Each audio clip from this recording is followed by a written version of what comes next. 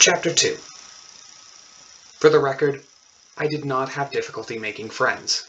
At least no more than you would expect from a kid in my situation, which, admittedly, produced some challenges. My mother was an environmental compliance consultant, and that meant she moved around the country helping companies keep up with changing pollution laws. Every year or so, we found ourselves in a different city, something that was never easy for me and was getting harder each time. Starting a new school partway into the first semester of the 6th grade was particularly tough. Cliques had already been formed, and most kids were friends with people they'd known for years. Still, nerds find each other. Not because of appearances, though. I like to believe I look like your average kid. I don't wear Coke bottle glasses or pull my pants up to my armpits. I don't spend too much time worrying about my clothes, but I dress okay. And I could probably benefit from a little time lifting weights, but I'm still kind of athletic, and I'd been on the track team at my last school. When I got to my new school, it didn't take me long to find a group to hang out with. We RPG'd, talked books, movies, and comics. We played video games, both in person and in co-op. I was not, and never had been, the loner sitting in his room looking at pictures of automatic weapons and thinking about how they were all going to pay.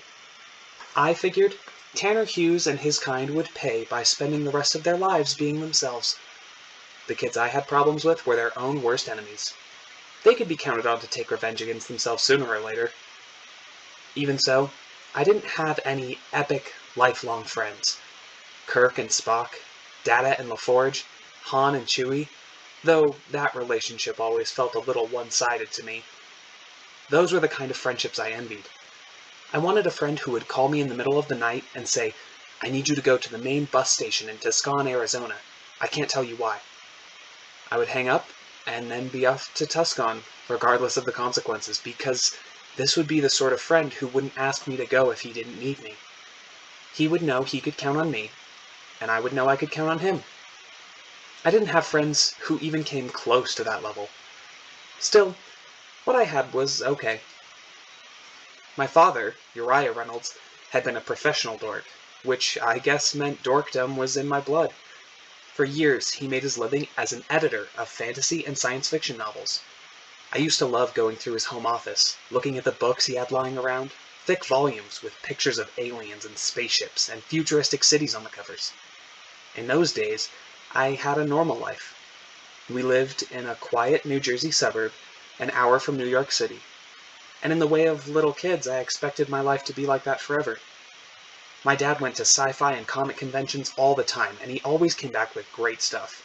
Star Wars and Star Trek action figures, ship models, toy blasters and phasers.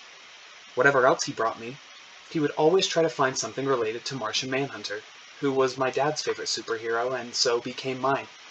Martian Manhunter toys, mugs, keychains, posters, and snow globes. His green skin, protruding brow, and muscular chest, crossed with 2 red bands, were all as familiar to me as my own reflection. Martian Manhunter wasn't the most popular member of the Justice League, but my father was drawn to the sad nobility of the honorable survivor of a lost race. He enjoyed his work in publishing, but he was always reaching for something more. Sometimes he would disappear into his office, typing away relentlessly on his keyboard, working on his own stories. I never thought too much about it, but then he found an agent, and his pitch for a TV show was picked up by one of the cable networks. It was a sci-fi series called Colony Alpha, and for a while, it looked like my father's dreams were going to come true. The network gushed enthusiasm about the show. It was going to be a huge hit, they assured him. I remember sitting on the rug of our living room, watching him pace around the house as he talked to his agent or the show's producer on the phone, excitement visible in his every movement. Then, in the way dreams do, his dream began to unravel. There were casting problems. A couple of feisty kids were thrown in to improve the show's appeal with younger viewers. The network added a former swimsuit model, whose main function was to walk around in a bodysuit and strike poses. The special effects were mind-bogglingly bad, and the talentless directors they brought in to save money made every scene feel like a middle school theater. Colony Alpha was canceled after 5 weeks. The network never bothered airing the last 3 episodes. My father was devastated. But he had come too close to give up. Colony Alpha was his dream, and he believed he could bring it to life somewhere. When an Australian TV producer contacted him about relaunching Down Under, my dad jumped at the chance. This, too, turned out to be just another false hope. I still remember hearing the phone ring, seeing my mother at the kitchen table, her back slumped, her shoulders trembling so violently that her shirt rippled. I couldn't see her face, and she made no noise, but I knew she was crying, and I knew I was never going to see my father again. The show's producer had been taking my father to visit some possible shooting locations. It was early in the morning, and there was no traffic on the Sydney highway. The police suspected the producer had wanted to show off, to impress my father with what his new Ferrari could do. A tire blew out, and the car rolled 5 times before it fell off the bridge. That was 5 years ago. In the year before he died, my father had to endure the jeers of science fiction fans, his own people, as he put it, over what a piece of garbage he had created. He hated that fans believed that what they saw was the show he had envisioned. I think that was one of the reasons he worked so hard to find a new home for his idea. The ironic thing is, Colony Alpha went on to become the poster child for quality genre shows mutilated by clueless network suites. It's often called the greatest science fiction show that never was. There's fan fiction, lists of dream casts for a reboot. On YouTube, you can watch fan films based on scenes from the original scripts. The dork blog IO9 once ran a post called 10 Ways Colony Alpha Changed Science Fiction. Uriah Reynolds did become the science fiction hero he'd always dreamed of being. But it only happened after he was dead. Between work, dealing with her terminal disease, and taking the time to bail out her delinquent son, my mother didn't have much time to cook. Once she had rescued me from the principal's office, we stopped to pick up Chinese takeout so we could enjoy a quiet evening of sitting at the kitchen table and complaining about my life. The previous year, we had been in Albuquerque, where even in the winter it didn't get dark until pretty late. Now, we were in Wilmington, Delaware, and though it wasn't yet 5 o'clock, the sun was already going down. I liked that, for some reason. I liked the cold and the quiet, and how our house was well lit and warm against the early December chill. It was nice and comfortable and safe, except in all the ways that it wasn't. No matter how funny or lively or good-natured my mother might act, I knew nothing was ever going to be comfortable for her again. "I'm really sorry you had to deal with that stuff today," I told her. She put down her disposable chopsticks and leveled her gaze at me. "You've got to be kidding me, Zeke. Do you honestly think I'd be angry with you?" "I know, but I hate that you have to take the time to put up with the stress and all that." She smiled. She looked perfectly okay. That was the thing that made no sense to me. She looked so healthy and normal. It was hard to believe that was all going to change. 6 months before, my mother had been diagnosed with ALS, also called Lou Gehrig's disease. It's a degenerative neurological condition that causes gradual but catastrophic muscle failure. At some unknown point in her future, she would begin to lose the ability to control her limbs, and then slowly she would suffer failure in all of the muscles that allowed her to do things like breathe and swallow and blink. She was going to become a living corpse, trapped within her own failed body. I didn't want to think about her journey from healthy to disabled to helpless, but sometimes I couldn't think about anything else.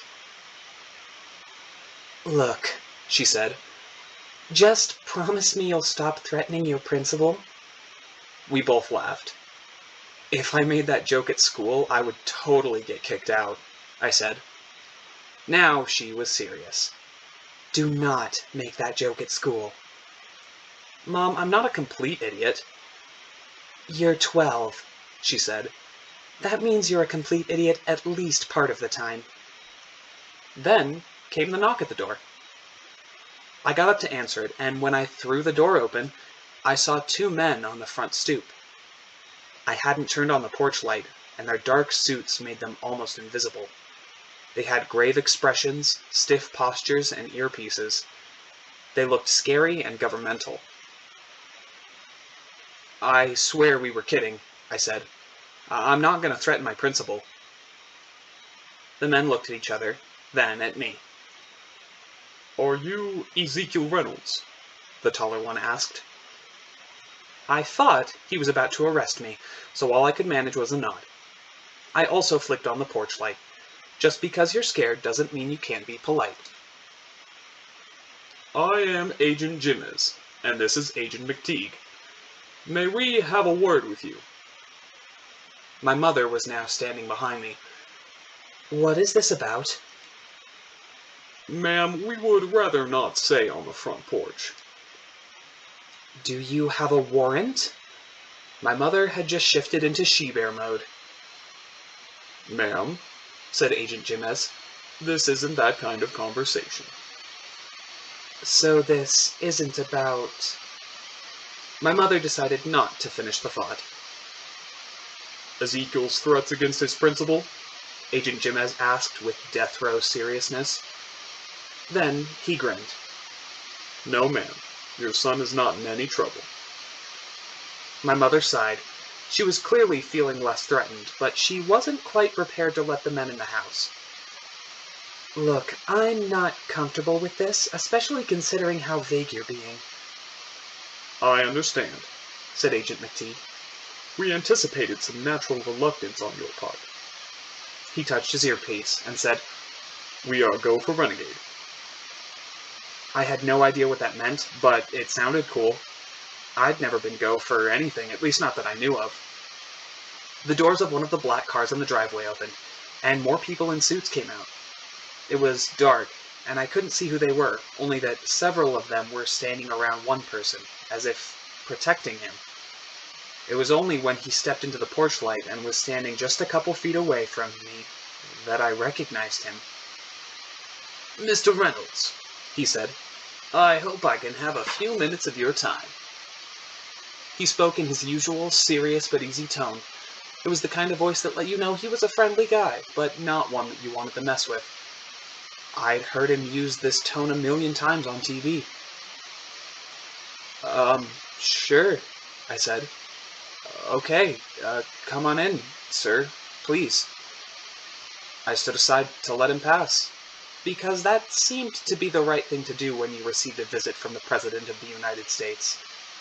Of America, just so there's no confusion.